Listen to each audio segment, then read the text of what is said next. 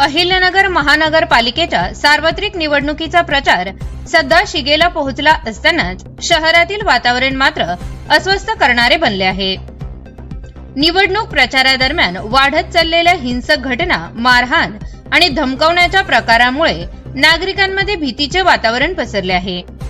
भोसले आखाड्यात काही दिवसांपूर्वी राजकीय वादातून झालेली मारहाण आणि एका कार्यकर्त्यावर झालेला खुनी हल्ला ताजा असतानाच मुकुंदनगर परिसरातही गंभीर स्वरूपाची घटना घडल्याने खळबळ उडाली आहे।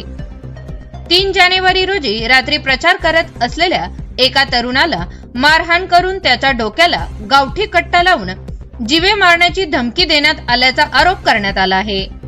या प्रकरणी यासिर अन्सर सय्यद वय वर्ष 21 राहणार दर्गा दायरा मुकुंदनगर यांनी भिंगार कॅम्प पोलीस ठाण्यात तक्रार दाखल केली आहे। फिर्यादी यासिर हा त्याची मावशी शेख नसीम खान साहेब यांच्या प्रचारात सहभागी होता। 3 जानेवारी रोजी रात्री 11च्या सुमारास तो आपल्या मित्रांसह अल अमीना मैदान मुकुंदनगर परिसरात थांबलेला असताना काही जण दुचाकीवरून घटनास्थळी आले। फिर्यादीच्या तक्रारीनुसार प्रभाग क्रमांक 4 मधील एका उमेदवारासह त्याचे समर्थक हातात लाकडी दांडके घेऊन आले होते।